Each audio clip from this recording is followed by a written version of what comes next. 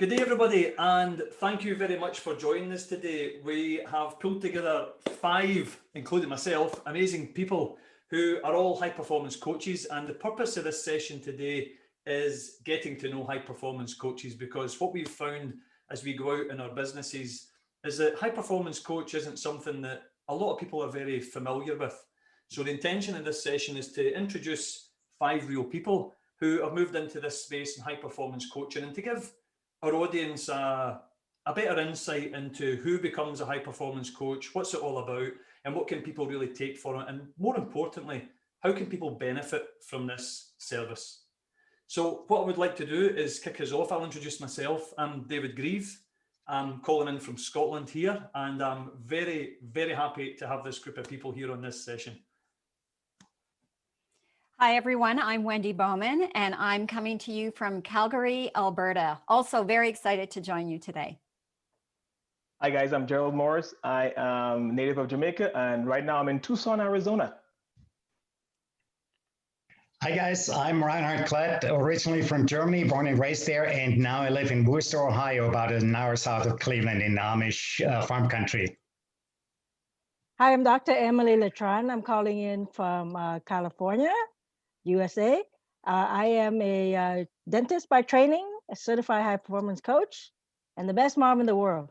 And I'm going to kick off this by introducing our visionary founder of the group, David Grieve.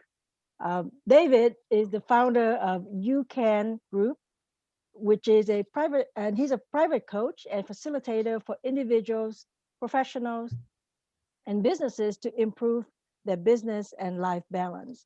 He's been featured on several magazines, the Men's Health, Work Life, and the Ladders. He spent 2 decades in project management for the oil and gas industry, and he lived in different countries such as Singapore, South Korea, and Russia. Embracing, coaching, and mentoring people from all cultures, races, and ethnicity has given him a broad perspective, and his mission is to help individuals find balance in their life through change and transformation. So it's my honor to join him and all these coaches in this session. So David Grieve, please take it away and start our session. Thank you so much for your kind words, Emily. Yes, so as we just learned, I have spent the last 2 decades working and living basically around the world, living in quite a number of different countries, but I found myself in a place around 5-6 years ago where I started really questioning where I was in life. Now, to put that in perspective, I had built up a sort of 15-year career in oil and gas. I was working in senior project management positions on large-scale projects. I had been living overseas basically from my early 20s. I've worked in around 24 different countries and lived in 12 different countries. And for the last decade, I've basically moved myself, my wife, and my 3 children 5 times: home, life, family, the whole works. So 5-6 years ago, I got to a point where I was very, very frustrated. Like I was getting on well in my career. I was a very high achiever. I was very well compensated for what I was doing. I was going very nice holidays. I didn't have much to worry about in my financial world, living overseas and traveling back and forward. And from the outside, it was a very luxurious lifestyle, a lot to be grateful for, and I was and am grateful for it.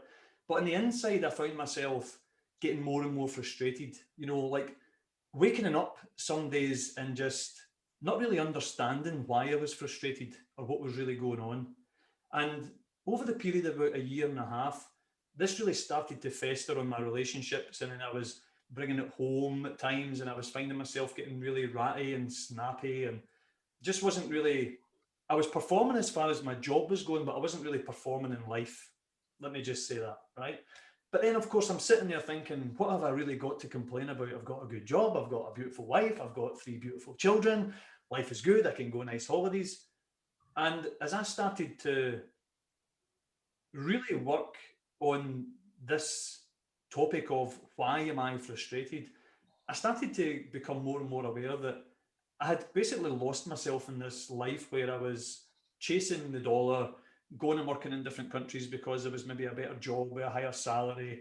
But what I found out was I was really scared to walk away from what I was doing because I had put myself in this position where I was high earning and I was living away, and I had basically, my identity had became, this is me, I work in oil and gas and I work overseas and I live overseas. So the focus around where I was, what I was doing, why I was doing it, really became the big interest for me. It's like, well, why, how can I be so frustrated? I've got so much to be grateful for. And around 4 years ago, my mother took really ill with cancer, and my wife's father took ill as well. He had ended up in hospital with some heart problems. And then I really started to question about where I was and why I was where I was and what direction did I want to go. And then I started to look at my peers who, for me, had always been, 15 years senior since I really started in the industry for most of the people. And I just really didn't like how that looked moving forward. So focus and clarity became a big thing for me, because here I was thinking I was striving for all these goals, but I was so lost in where I was going and why I was going there and where I was spending my life and what I was, dragging my family through and all the changes that we were having to go through all these periods of time. So I then started looking into this topic in high performance.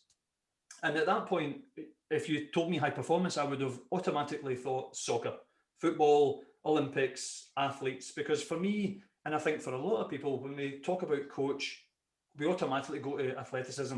That's kind of the coaching lingo that we use. So coaching for me was not a big thing. I kind of associated it with sports, or it's maybe like a therapist or something like that. But when I got into high performance, I started to work on this topic of clarity. Now, this was somebody who thought they were very, very clear about where they were and what they were doing up until this point, right? And the more I worked on this topic and started to really ask myself a lot of questions about, who do I want to be? Why do I want to be where I am? Or why do I not want to be where I am? And why are my interactions with other people the way they are? And why am I not getting what I expect from my relationships, or even work colleagues or vendors or business partners or stakeholders or my wife? It was starting to become so obvious to me that I wasn't showing up 100% in much of the areas in my life. I had got to a point where I kind of say I plateaued. I performed really well for a long time. It was exciting. I was vibrant. I was getting there, and then I just almost like a brick wall just hit me. And this is around the age of sort of 38. I got to this point. And I remember reading an article about how common it is for people to get to their 40s. We talk about the midlife crisis, but how much that's associated to being working in a career for 20 years and you've kind of exhausted yourself and all your energy's been put in and this is where it's been going, but then the challenge isn't there anymore, and then you just go through the motions and then it becomes a bit of a chore and you kind of lose the interest in where you're actually going to go. And then we call that a midlife crisis, because that's when we go off and we get bored and we go and buy fancy cars and we do all this and we get a swimming pool installed. But for me, I had to work this out because I was waking up in my home, like 4 a.m. beside my wife, thinking to myself, my life has to change. It has to change. I just want to run away, but I didn't know what I was running away from. And for me, this topic and clarity became so real for me, because once I started to gain some clarity and focus around me and who I wanted to be and how I wanted my interactions to be with other people and how I wanted them to interact with me, my life just started to turn around. And I found that I didn't have to run away from my career, although I've stepped away from that now, but I'm now 4 or 5 years down the line. But at that point I started to engage better with people. The environment hadn't changed around me. It was still the same vendors, the same colleagues, the same executives, the same wife, fortunately, same children.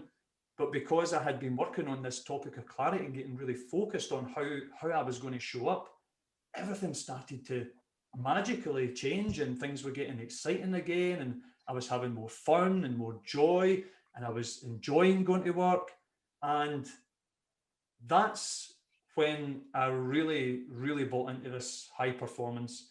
What's the other areas in my life that I can now step into And through that topic of clarity, it's become a big topic for me with the clients that I go, and generally how we start off in high performance, because we can often think that we've got a clear direction of where we want to be, but there's so many elements of being clear on where we are and why that we can tap into to really intensify the experience that we've got and where we're going and why do we want to get there. So for me, I would really like to talk to a couple of topics. In fact, a quick example is young guy, he's 39 years old, one of my clients here. He's been in business for 20 years, runs a really successful small business, but we started working together. And it's amazing how when you come into this industry, you kind of get to know people who are quite similar to you. And the story was very similar, how his business had been going. And all of a sudden he's just like, I don't know what direction I'm going in. I don't know where I'm going to take my business, but the business is going really well. And then when we got into this topic of clarity, and asking them, you know, how is your experience where you're in your relationships? How is your experience with your clients and your customers? How is your experience with your staff and your admin people and the other photographers that he works with? And when he started to work on it, we magically over a period of a few weeks started to see his whole vibrancy change through this clarity on this is the reasons why I'm taking this in this direction, and this is the reason why I'm working with these people. And he started to get that rejuvenation back that he once felt, you know, 15 years ago when he was really starting his business out. So for me, the topic of clarity and being focused on who you are, why you're doing what you're doing, how do you want your interactions to be with other people, what experience do you want to have, but what experience do you want them to have when they connect with you, and also really getting clear about what's made you successful up until this point, because we sometimes lose sight of how we've managed to get to where we've got to. You know, a lot of people think that we've got to just cut the whole past off and move away from it. But often we find there's so much positive in that past that's got us to where we are today. And if we can just regain some clarity and focus on what's brought us to this point, what's been the good, successful points that's really brought us here, then we can use them to propel us forward on a new trajectory or keep us going in that path that we really want to go in to be even more successful and perform at our best. So I really wanted to talk to clarity today because in my transition over the last, 5-6 years, but specifically the last 2-3 years, has been monumental to my move back home to Scotland, where 5 years ago I said I would never move back home to Scotland. I'm now back home in Scotland. My wife, we've restarted and rebuilt our life here. And it really came down to that starting point about getting clear about who I wanted to be, where I wanted to be, why I wanted to be there, and really what interactions did I want in my life? Who did I want to interact with? Why? And what sort of experience did I want to make that? And what did I want to get from that experience for me? And once I started to dial into this topic and subject and work on it and practice it, my life just got easier. I'm having fun again. I look 5 years younger. I'm only joking, but I feel 5 years younger. I'm less stressed because we tend to gravitate to the spaces that we want to be in when we get clear and focused around our direction and where we're going to go. So one tip I would like to leave with is really sit down and think about who do you want to be? How do you want people to see you? How would people say, or what would you like people to say is the best part of you? How would you like people to describe you? And how would you like your interactions to be with people? Whether they're your loved ones or strangers in the street, how would you like that interaction to be? And I think once we start thinking about that, we start to paint a better picture and we get more clear and focused around the type of person that we want to show up, and our environment starts to mold itself in that direction. So thank you for listening to this. It's a little bit of background on me, but the topic of clarity is quite important to me, and I really wanted to, and I hope I've emphasized that enough today about how individually we do have to get clear on ourselves before we can start to experience our environment in a better way for everybody. Yeah. So what I would like to do now is I would like to introduce Wendy. Once again, thank you very much, everybody, for joining us. Wendy, we had a good chat a few weeks ago, and I'm really excited to hear what you've got to say today. Wendy has been coaching people in people development for over 25 years, I think, Wendy, yes? She's been in people development, a district manager and a people leader, successfully mentoring and coaching several candidates from promotion and in living their full potential.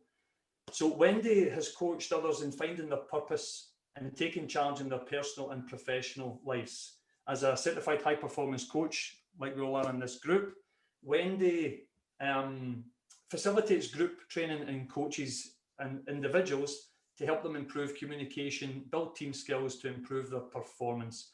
Very excited to have you here, Wendy, and I would love to hear a little bit more about you and the topic you're going to discuss today. Thank you so much, David. And first of all, I just want to really thank David for bringing all 5 of us together. He was the intellectual engineer for this, and I really want to thank him for this. So like David, I want to share a little bit about my journey in becoming a certified high performance coach as well. So as David said, I've been in the retail industry for over 25 years. I know I don't look old enough, but yes, don't get your abacus out and start calculating the years. So I started in retail as a salesperson, went to university, studied retail management, and then kind of built my career as a district manager. And so that's really where the people development piece has come in. One of the things I was very proud of building my brand as a district manager was in people development. I developed several store managers into the district manager role myself. And then I had this great opportunity with the company that I'm currently in to move across the country. I am from Canada, Calgary, Alberta, as I mentioned before, and I moved about 3,000 kilometers. And I'm sorry for those who measure in miles, because I don't know how to measure that anymore, but it's pretty much halfway across the country. So I moved with my husband and our 2 dogs, and we left our 3 adult children back in Ontario, which is on the east side of the country, and now we're on the west side. So I thought that was going to be a great transition, easy move. They're all grown. They were going to be fine. But little did I know how difficult that move was going to be, because when you move across a country and take on a new role, there's 2 things that are a challenge. First and foremost, you leave your family and your friends behind. And I never anticipated how hard it would be to meet new people and build a new life here. The second thing is that I started a very different role at the corporate office. So I went from being a district manager to overseeing all of the training and development programs for our company, which is national across Canada, and we serve over 5,000 people in our stores. So the struggle is real. I just want to say that. So I absolutely understand David's struggle. So first and foremost, it was building a new community where we lived, and that was really, really difficult. But more difficult was moving to a corporate role from a field role and experiencing the challenges that come at working in an office. So recognize that I was a very high performer as a district manager. That's why I was considered for the role in the first place. So I take on this new role and I'm like a fish out of water, and I struggled. I was big time on the struggle bus. So not only was I struggling because I was learning something new, and if you've been there, I'm sure you can relate, but I was also dealing with the office politics that I wasn't used to because I was used to working remotely. So I started to really struggle. So that showed up a couple of ways. First, it showed up in an unhealthy lifestyle. So when you are remote, you tend to take on some bad habits and they become your new normal. So I struggled with that. I struggled with weight gain. And then I struggled with not being active anymore because I went from working in a field role and going into stores and putting in probably about 15,000 steps a day to sitting at a desk all day long. So it started to play some serious games in my head. So the first thing that showed up was I was waking up every morning and I was getting a lot of negative self-talk. So I don't know if anybody's experienced that, but it's like you're getting ready for work and you replay the previous day's story, but your version of the story is typically not positive. So you already start your day on a negative foot. So I started really looking for some help in reading some self-help books, and that sort of started me on my journey. So I read a novel by Rachel Hollis, Girl Wash Your Face, and it really connected with me, primarily because she is a mother of 4 children. I'm a mother of 3 grown children. but it was also balancing that work and corporate life with being a mom and struggling with being a remote mom. So that was really a great start in my journey of my self-development. From there, I heard her interview Brendan Bouchard on her podcast, and they were promoting his new book, High Performance Habits. So I thought, hey, you know what? I'm already in this sort of like zone of reading self-help books. So I went and I purchased his book and started reading it. From there, I booked a group coaching session and then started working with my own personal coach, my own high performance coach. And that really started me on my self-improvement journey. So one of the things that I did learn through this whole journey that I'm going to talk about a little bit more of and share with you today is working on habits and your energy. So I am going to share my screen because I have a little presentation for you. But like David, finding that clarity really helped me in focusing on all of the habits that are shared through the Certified High Performance Coaching Program. But in today's presentation, I'm going to focus specifically on energy. So let's talk a little bit about energy and the importance of energy. So some of the things about high performance habits is establishing habits that can really make a difference. So here's what I do, and here's some tips I'd like to share with all of you. So the first thing I do in the morning is I get up, and thankfully my husband makes us coffee. So I have my cup of coffee and I start my journaling. So you choose the journal that works best for you. I personally use the High Performance Journal because it allows me to set intention for my day, but it also helps me schedule those activities that I have to get done during the day. The next thing I do is I exercise for 30 minutes each day.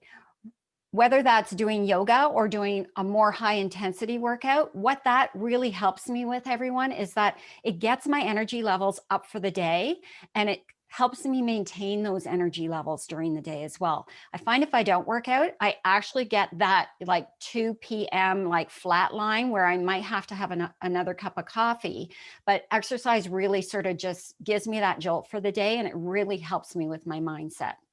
The next thing I do after that is typically I do 10 minutes of meditation just before I start my workday. It kind of calms my mind, it gets me focused, and I can really sort of like approach the day in the right mindset. The other important thing about energy is really making sure that you move throughout the day. So the challenge right now, especially in working remotely, is that we tend to be very sitting all day. So it's really important that we get up every hour. I actually set an alarm on my phone that reminds me to stand up and walk around. So I typically will do something that, like, I'll go to the kitchen and get some water, or I'll go downstairs and say hi to my dog. So it just sort of like gets me up and moving. One of the things that I really found that helped me, especially when I had my struggle, was changing my diet and eating a healthy diet. So I typically intake enough calories that will give me the energy that I need for the day. If I'm going to be more active, I eat more calories. If I'm going to be sitting more, then I just monitor how many calories that I eat. So that works for me, but it's different for everyone. So I encourage that everyone just like relook at their diet. I know one of the things that Brendan says is he encourages you to see a dietitian because everybody's metabolism is different and their needs for what they need to eat is different. So consider that as well to help you in getting the nutrition that you need.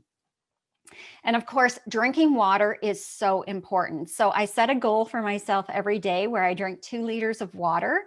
I have a cup that's actually 600 milliliters. Again, I'm talking in metric terms, but I know that if I drink at least 3 or 4 of those cups or those 600 milliliters, I'm going to reach my goal for the day. I mean, a lot of people have heard the benefits of water. I mean, it's good for your skin. It keeps you hydrated. It also helps you with your energy levels as well. And last but not least, I just want to talk about the importance of sleep. So I have found that, like, I don't know if anybody else has been there, but if you have a night where you don't have a good sleep, it's almost like a sleep deprivation hangover. So I make sure that I'm really careful about how many hours of sleep that I get. So I do get up at 5 a.m. every morning, which means, yes, I'm pretty boring. I start getting ready for bed at 8:30 at night so that I can be down and sleeping by 9 p.m. That allows me to get 8 hours sleep, which really serves me well. But anywhere between 7-8 hours sleep is recommended for mental health and to keep your brain healthy as well.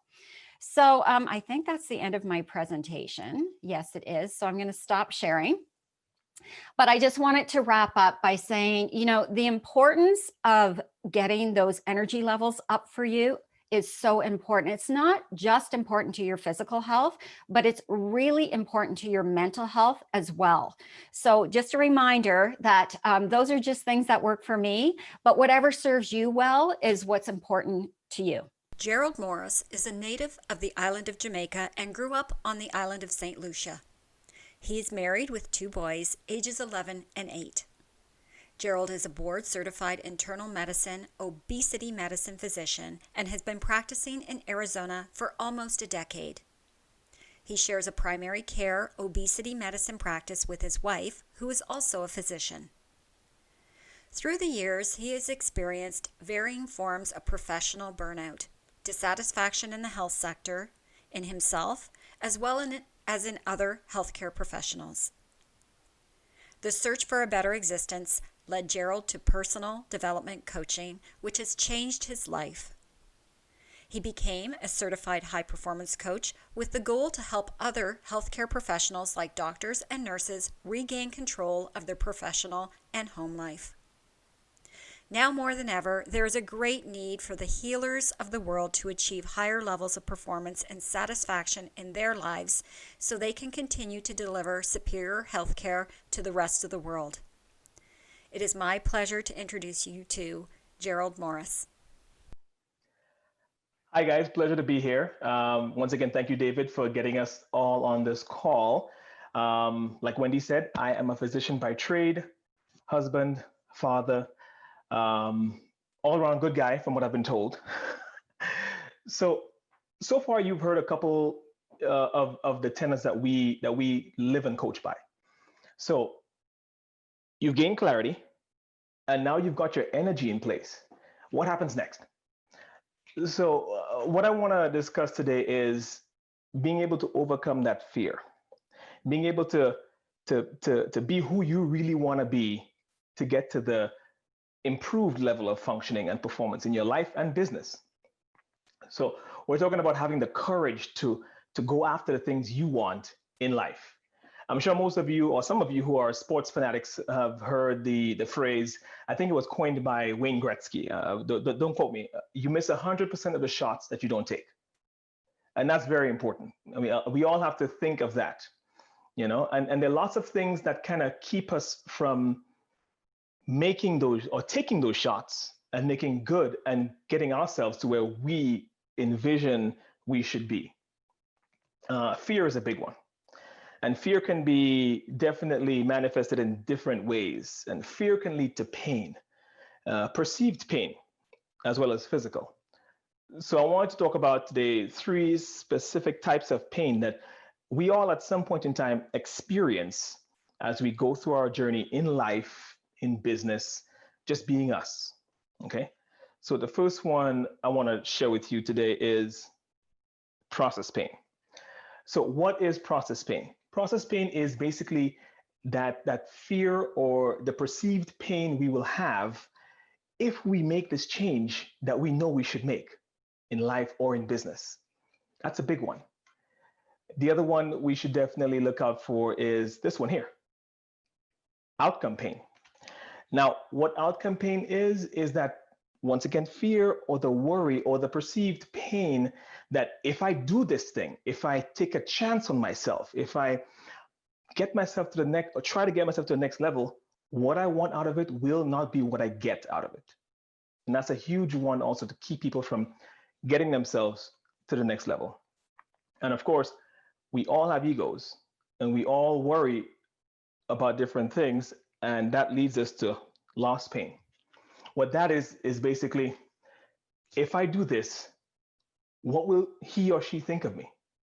What will my husband or wife say? What will the neighbors think? You know, placing that level of importance on what the outside world thinks of who we are has led a lot of us to this place of this type of loss pain.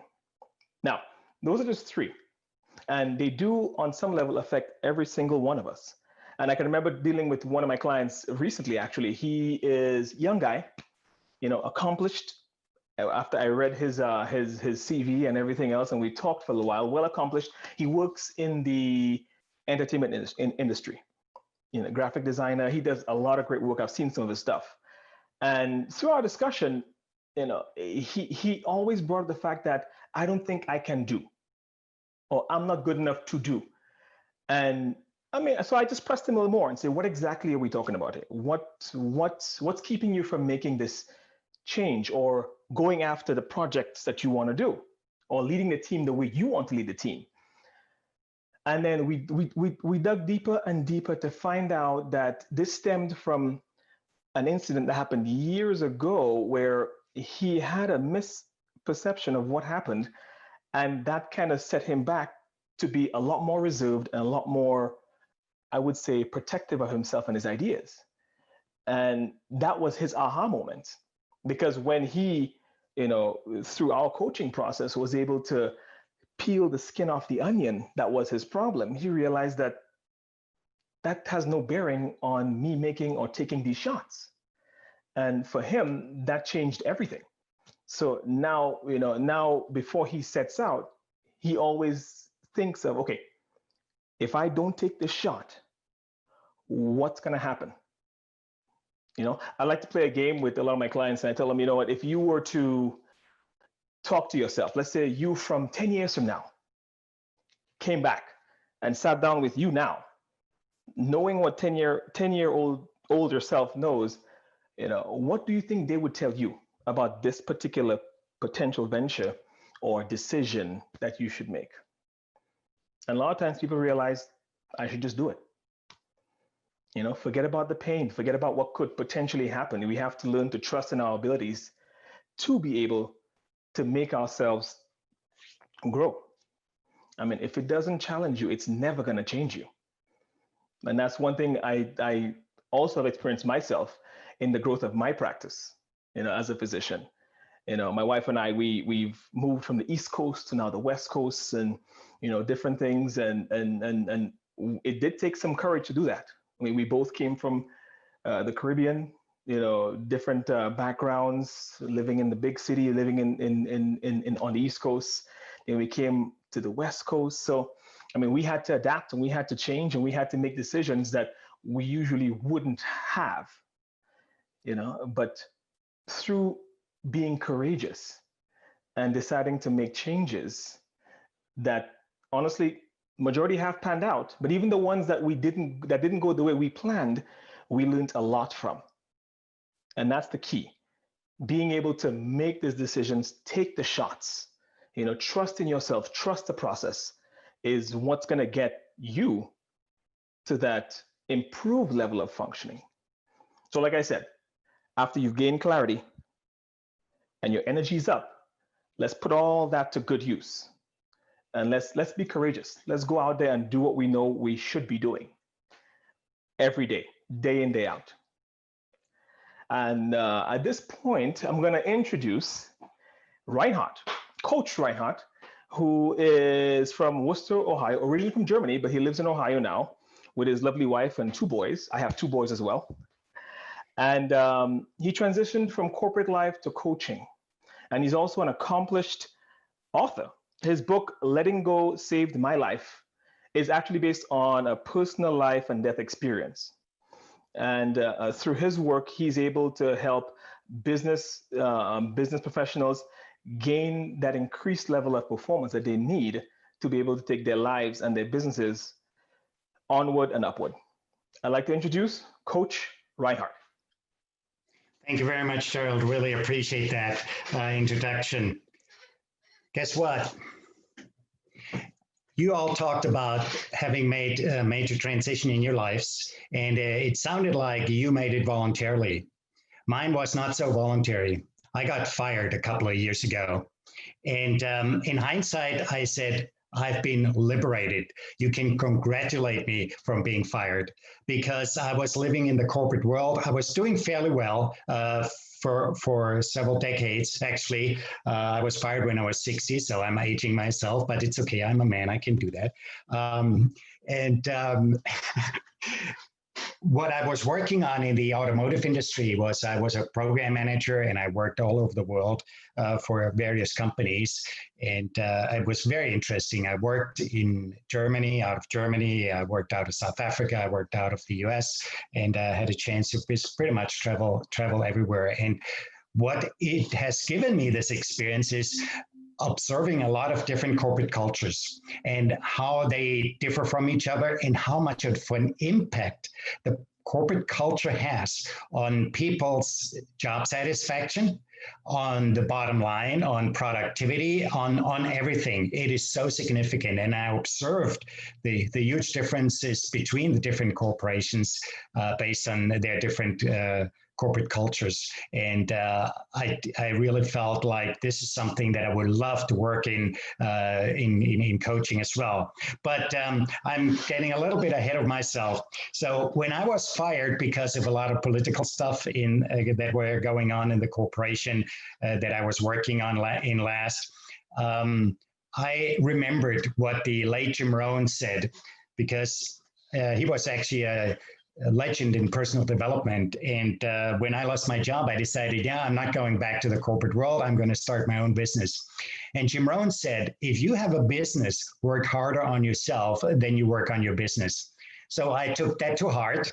And I did a lot of training in real estate because I had done some real estate in the past, some real estate investing, which went pretty smoothly. I just did it on the side and I thought, that's easy. I'll go back into that. A lot had changed in the meantime, though. So the market has changed, conditions, banking regulations, everything has changed. So I needed to take a lot of courses in real estate investment, how to do it. And I became a little bit a victim to the shiny objects syndrome. You know, you take one course and they say, this is the way you do it. And you take another course, say, no, this doesn't work. You have to do something else. And maybe some of you have experienced some of that.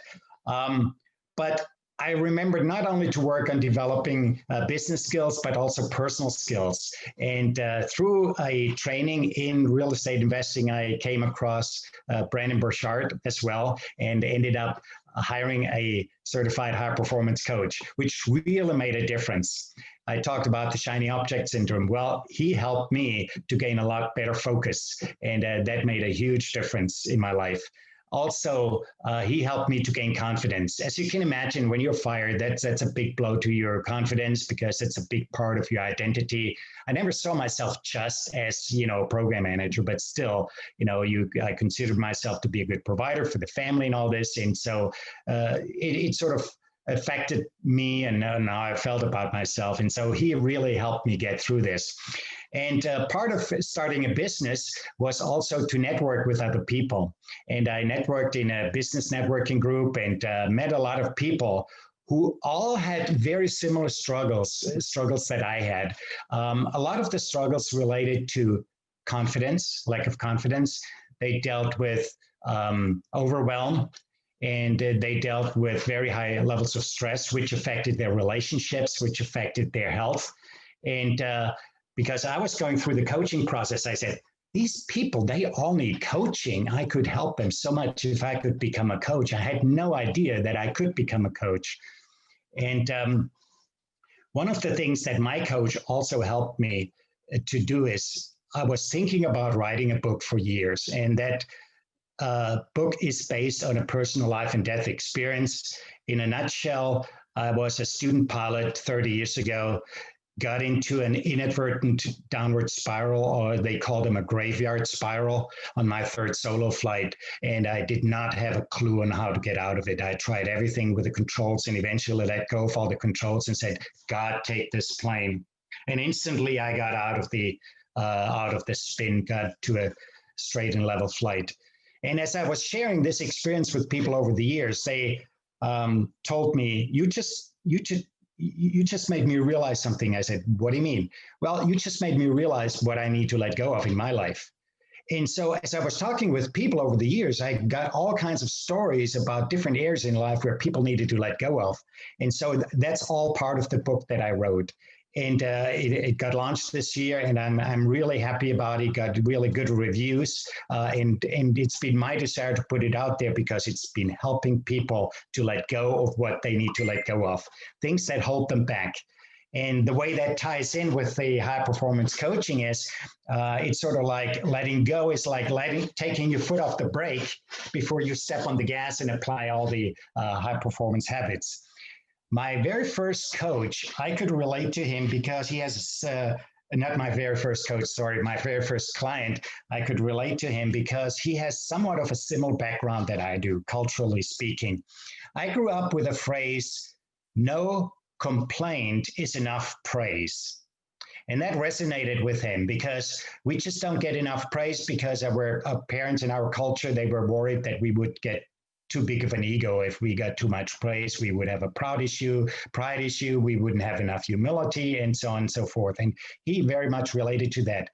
My coach helped me to rephrase this whole thing, turn it inside out. And with my wife, with the help of my wife, we turned that whole phrase inside out. And we are now saying, no praise is a silent complaint. Because, you know, we have a tendency, especially as high performers, we beat ourselves up all the time, and we are hard on ourselves, we are hard on other people. And where does that get us? Nowhere. You know, so we want to help people, we want to push people as high performance coaches, but that's without judgment and without, you know, trying to be hard on them, just to be challenging for their better. And that's what I was focusing on with my first client. And he had a very successful business, making millions of dollars a year. But he was completely stressed and overwhelmed. His health was deteriorating. His relationships, his family situation was not so good. And so he said, I need a coach. And what we helped him with was especially with productivity, to be more effective. And the three areas of where I helped him, particularly as far as effectiveness goes, is I said, you need to have used your clarity as to what you want. That goes back to the other high performance habit of having clarity. When you have clarity and when you have energy, when you have courage, it's much easier for you to let go of things that you need to let go of. So the three things I told him you need to do is, at everything you do, you need to look at, do I need to do this? Can I completely eliminate it? If I can't eliminate it, can I delegate it? If I can't delegate it, can I automate it? So the main thing was he eliminated a lot of things that he thought he had to do, but never really had the courage to do. And then one really big thing was he delegated. And he delegated a lot of work, hired more people, and that reduced his stress level considerably. And I needed to continue to challenge him because he always, based on his cultural background, he felt, if I'm not really busy, I don't feel productive. I said, it's okay. As long as you move the needle forward towards your goals, as long as you're inching closer towards the goals and the life that you want to have for you and your family, then you are effective or productive. So that's what I want to help you with, those habits, you know. Make a to-do list to eliminate, then delegate what you can and automate what you can't. And that will free you up to do a lot of the things that really matter in your life. So that's all I wanted to share with you. And now it's my great pleasure to introduce Emily Letran. Emily is from California, and she is a dentist by trade, or as I call myself, an engineer by trade. She's a dentist by trade, but she's also a very accomplished author, a highly published coach, and also a coach and also mentor. And she's been on many shows on TV and on the radio and so on, and on the internet. So her list and her bio is much longer than mine. And again, she's a tremendously accomplished coach, and I have a great respect for her. And it's my great pleasure to introduce you to you, Coach Dr. Emily Letran. Thank you so much. It's absolutely my honor to be here. It's always, a great honor to be able to use a platform to share our message so that a lot of people can get that message, and then they take it and they apply it to their own lives.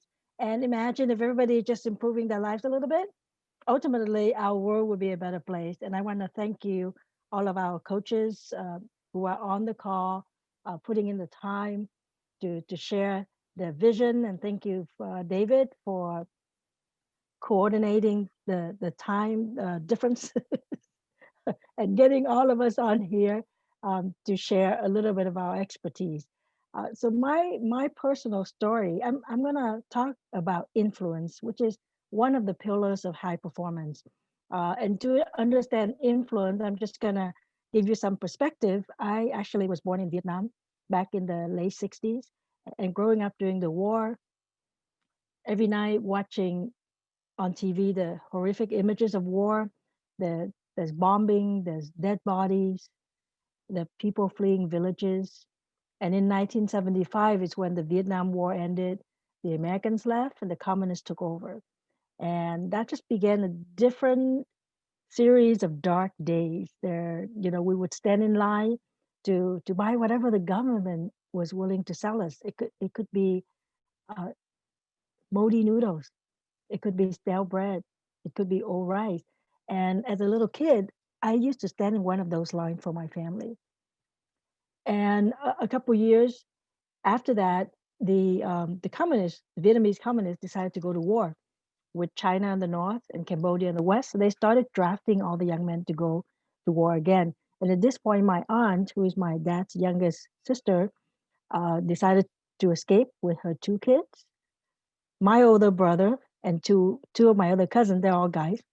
And I'm a girl. I wasn't going to be drafted, but my dad told me, you need to go help your aunt because you're the biggest girl, the oldest girl in the family, because we live in an extended family. So I left with my aunt. I was 13 years old, and I never saw my dad again. Um, we escaped on a boat. We were one of those boat people. 7 days on the ocean. The first 2 days with food, and the next 5 days with just sips of water. We lived in a refugee camp for several months, and finally made it to the United States. And when I came, I shared with people my luggage were just hope and faith. We just have the clothes on our back. And I remember studying every night, trying to translate almost every word from English to Vietnamese so I could understand what was being taught to me. And I would take on every job's available. Every morning back in the days, delivering newspaper. Before a school break, 2 weeks before, I would be calling up, an agency and say, "Do you have a job for me? I have 1 week to work," right? And so, starting from really from the bottom, and knowing that education, knowledge is what's going to make a difference, right? And when you're at the bottom, there's only one way to go, which is up. And I learned very fast that you can create your own influence. What that means is, when you achieve a certain status, right? When you accomplish certain things, people look at you differently. But that's not what high performance is about. High performance is really living as a role model, is really challenging people to be better than themselves. And throughout my journey, up until I got trained as a certified high performance coach, I've always tried to do that. And as all of you know, I told you the story, starting from a refugee in this country. I have to create a lot of, my influence. I have to create that status. I have to show that achievement. And I'm very, very blessed to have my role model is Sharon Lecter. So she is if you know the book Rich Dad Poor Dad, she co-wrote that book with Robert Kiyosaki. She was a former CEO of the Rich Dad Company. And so I've been working with her for several years. And what I see in her is persistence, consistency, integrity. I've got a chance to travel with her to India And you know, there's a 15 hours time difference, or maybe 15 and a half hours time difference. And we would say, let's go see this particular temple. And she would say, okay, I'll meet you down the lobby at 6 a.m. or whatever time that is in the United States, right? We had just got there the day before. And I would be walking down to the lobby thinking, oh, I'll beat her to it because I'm younger, right? And me and my roommate will be getting down there, and she's ready. She's sitting there. She's ready to go. And you know, so it doesn't matter which environment we put her in, whether she's at a conference and she's coaching all the way into 11 p.m. She's in a foreign country. We're dealing with different cultures. She's always show that persistence, consistency, and integrity. And when people see you with certain qualities, you can become their role model. I want you to take a moment and just close your eyes. Just close your eyes for a moment, and I want you to think, who is your role model? Who is the person that you usually look up to? And think that, you know, if I can be like him or her, I would be a better person. Okay, now you can open your eyes. And I want you to just jot down real quick 2 or 3 characteristics of that role model. Why is that person your role model? What do they exhibit? Why do you want to be like them? And once you jot those things down, guess what? I want you to start living those characteristics. Because when you start doing that, you just become your role model. And once you become that role model, you let people know. Meaning, if you talk to your kids, if you talk to your employees, even when you talk to your colleagues, you share with them, these are the characteristics that inspire me. These are the things that I want to become. And you be surprised that if you tell people, I want to be this kind of a person, they'll keep reminding you to stay that way, to be that way, and they will be your own accountability partner even without you asking, right? Now, what do you do with having influence? Well, when you have influence, you can share your message and inspire people more. So one way to create influence is, a couple of my friends already mentioned, is to write a book, right? When you write a book, you reach the masses. You're speaking, you're on stage, or you're on a platform like this. I have the ability to speak to several people at the same time. So you can inspire people to change. And then if you understand influence, you can persuade your employees, you can persuade your colleagues to do things that you ask them to do. One of the system I use is the Kobe index, where if I understand what is the natural talent of a person, what is their mode of action, I can kind of push on that a little bit. And I know that they will agree with me because I present it in such a way that help with their natural talent, and I can get them to do what I want them to do. So having influence is having the ability to move people to do what you want. And imagine if you can have influence over your spouse. I think that'd be pretty good. Having influence over your kid, that's always like my main focus, right? Getting all of them to do something that I want, and from hinting to them that they should just stay close to home when they go to college, to getting them to follow my footsteps. So I think I'm doing that pretty well personally.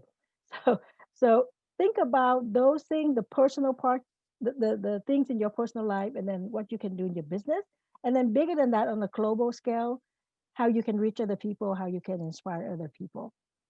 And so I invite you to become your own role model, and I invite you to inspire other people to make changes in the world. And I'm gonna turn the floor back to David. He's gonna make some closing remarks, and I hope you all got value this morning. I hope you will all.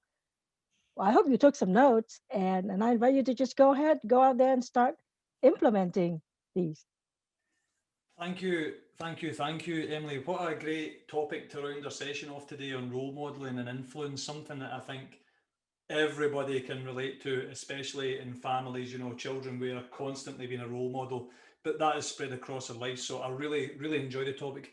So today we've heard from each of our coaches talking about different pillars in high performance, which are clarity, energy, courage, productivity, and influence. Each of these pillars are very important to become a performer and get to that next level that you want to reach.